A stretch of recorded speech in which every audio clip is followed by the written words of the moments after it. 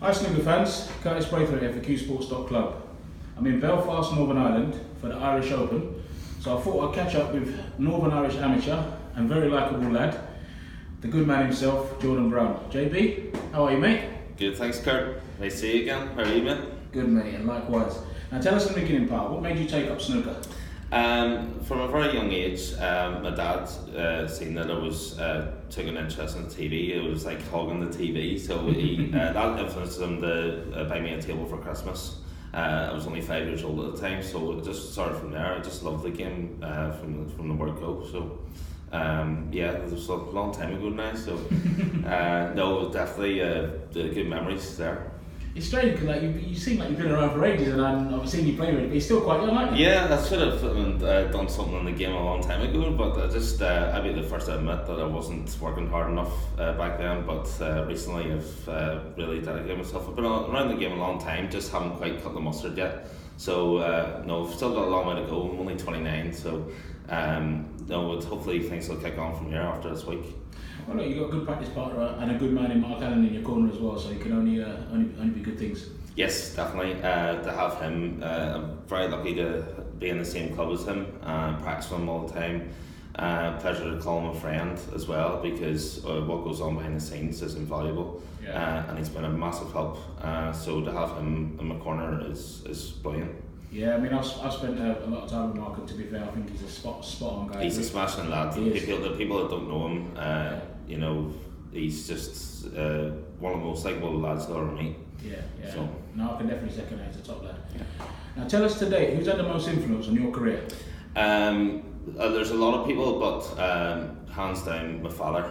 He's been supportive for me from whenever I was a young kid, taking me to junior tournaments whenever I was very little, when nobody else would really. So to have him just supporting me ever since I was young age, he's been massive back into me whenever I got into the tour. I couldn't find any sponsors, so I had to resort to him. I got a wee bit of help here and there, like, but he was the man to help me out through my journey. Nice one, pal. Now I know you're not on the tour at the moment, but you're trying to get back on the tour through the Q School. But then, what are your goals for the coming season? Just to mainly do well in the amateur tournaments back home, and I'm already looking forward to Q School. I'm on a high at the minute. I wish the Q School was next week, but I have to wait till May. It's a tough school, that a lot of good players. So no, but I'm ready for the challenge and hopefully qualify through that. But it's not going to be easy. But if I continue to work hard, then I'll expect to qualify through that. Absolutely. Now, what cue do you currently use?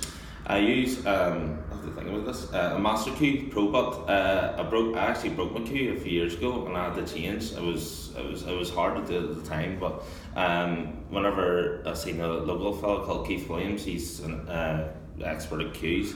He sorted me out with one that I used to, the one similar one that I used to have, same weight, same size of tip, same everything. So I've been using that the last 3 years now. So. No, that's the one I'm using at the minute. Yeah. Okay, and what tip do you use? Master, I used to use Blue Diamond, but I wasn't really happy with them. I only used them for a short spell, but yeah, Master, definitely the most reactive anyway. Yeah. Now, Jordan, you played plenty of matches in your career. Like I said, although you've not been on the tour yet, but it won't be long. But tell us your most memorable match in your career to date. Well, when the one season I was on the tour, it was actually the. Trying to think, there's not many matches. I had a very memorable match with Patrick Wallace. It was actually my first match on the tour. Yeah. I had something like 2 centuries, 1970, and he had a couple of centuries himself, and he beat me 5-4 in the black. That was a great match to be involved in, but I have to, this week tops it off. I beat John Higgins in the Scottish Open 4 years ago, but this week beating Ben in front of my home crowd was something else that tops off the whole lot. Yeah, So it does. it must have been awesome for you. Like, Oh, definitely, yeah.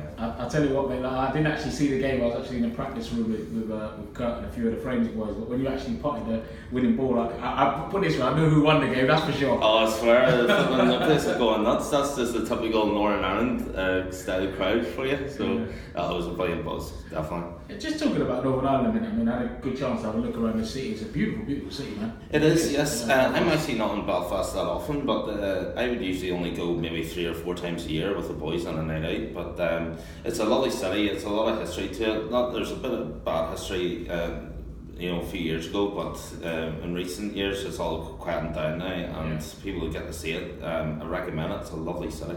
Yeah, it is. We actually found out that opposite from where we are now, the Titanic Exhibition Centre, they actually filmed Game of Thrones, didn't they? Yes, that's right. It's not too far away from here. So Game of Thrones, everybody's talking about it. So yeah, it's only down the road. So yeah, it was awesome to find out. I know. Now, sorry to ask you this one, pal. What's your most painful defeat?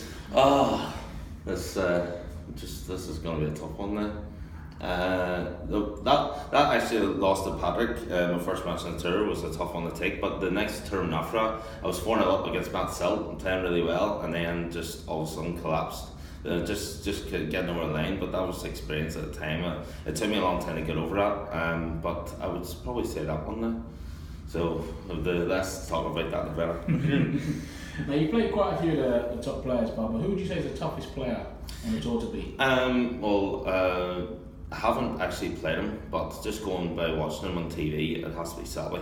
Yeah. He's granite, and he never gives up, and he's, you just literally have to scrape him off the table. He's and obviously the best player is Ronnie. I mean, he's just so tough to get past. Whenever he's on form, he is the best, and I don't think there's anybody beating him whenever he's on that type of form. So absolutely, pal. Now, what would you say is your best personal achievement in snooker so far? Getting on the tour initially. Whenever I did get on the tour, it was a lifetime ambition, and to fulfill it, it was all the hard work paid off. The one regret I didn't have was whenever I did get on the tour, I didn't quite work hard enough. But I'm gonna try and make amends for it now. And whenever I do get back on the tour, getting on the tour now would be, brilliant with the money that's on offer and the players that are about. Just to be in the mix, would just be a dream come true. So. Now, I know this question probably answers itself, but who is your best friend on the tour? Well, I definitely have to say Mark. He's I've travelled with him to a couple of tournaments here and there, and I'm one of his biggest fans. But whenever we're on the practice table, he gives me a few pointers here and there. If I'm like this week, we'll just say, just give it your best shot. Just see whatever you're doing on the practice table, just bring it in the arena. He's just a great friend to have. There's a couple of other fellas back home that I'd like to mention. The great sizzler, Raymond Fry. You've probably heard of him. He's trying his best to get back on tour. And Declan Lavery, they're good friends of mine back home. We always travel to the tournaments together, and we're in the same team back at the club there. So just thought I'd give them a mention. Geordie, what's your favourite food? It always used to be Chinese, but I would have to say Indian. I love a good madras, so bit of naan bread on the side, And your favourite drink? Alcoholic or non-alcoholic, anything. I love a pint of beer on a night out, and non-alcoholic would be Diet Coke. Okay, good man. Now, you played at quite a few of the venues, but tell us so far in your career, what's your favourite venue to play at? Definitely last year, I loved the Barbican Centre in York. I played Stuart Bingham there in the first round, but I played him in the main arena, and that was a great experience. I lost 6-1 there, but I soaked up the atmosphere to the max, because the venue as a whole is just something else, and something I've never played in before, so definitely I'll pick that one. Now, Geordie, away from snooker, where do you like to chill out and relax? Mainly back home. I'm always a home bird anyway, but if I was going away, I would like to have a wee holiday to Spain. I was there a couple of years ago, and it was a fantastic time. So just chilling out at home with friends, have a night out. That would be the most relaxed I would be anyway. Good man. Now you can't get out of this one, pal, because I've seen you with a bit of liquor inside there and on the dance floor, mate. So what is your favourite music you like listening to? It's actually not a bad selection I have. My favourite band is Bon Jovi. I've been to see them in concert a couple of times, and actually U2 are right up there. Yeah. They're that good. I went to see them in Glasgow last year. Got VIP tickets, and then whenever they were in Belfast, I originally didn't have a ticket. It was my brother's girlfriend. I was supposed to go with him, and I went with my brother to the first one, but I had a ticket given to me. I sort of said to my brother's girlfriend, I really want to go and see him again. Yeah. And within the space of 11 days, I actually seen U2 twice. I must be mad, but they were just that good. But just in general, I like a bit of 90s classics and all that there. You know, just anything really. Yeah, good man. Now, who was your sporting hero when you were growing up? Whenever I first watched snooker on the TV, I have to say Hendry, but in recent years, definitely Ronnie. He's one person that I was watched more than anybody else, apart from Mark, obviously, because he's my mate. But I love watching Ronnie on TV. And Federer, the last few years, he's been just a role model. I think not just he's just been he's just been a complete class sportsman on and off the court. And the way he just plays at tennis is just, he makes it look so easy. So I'd definitely say him. Alright, Jordy, last question, mate. Now, I know as you're not on the tour, I'll change this question a bit, but what would you like to see World Snooker do about the amateur game and change about the amateur game? It's definitely very poor at the minute. There's a lot of change, but the main change, I think Q School is definitely something that would change, because you remember the old payoff system, the old Challenge Tour. I think, no disrespect to the players that are getting through Q School, because Q School is so cutthroat, and the players that get through that they're done really well, but I think they should hold the likes of a Q School format over more events, and I think the best players will come through. It's just not right, if you ask me. The Q School format, because they're holding it in like a sports hall in Burton, and there's just nothing there. You know. But I just think in general, I think a few years ago they'd done away with the nominations and number one in the country. If you're number one in the amateurs, I'm probably best because I got there. That's how I got on a few years ago. But I think they would bring that back again. The best amateurs in the country, they should get back on. But mainly the Q School format, I think they should just hold it for more events, because I just don't think it's enough over two.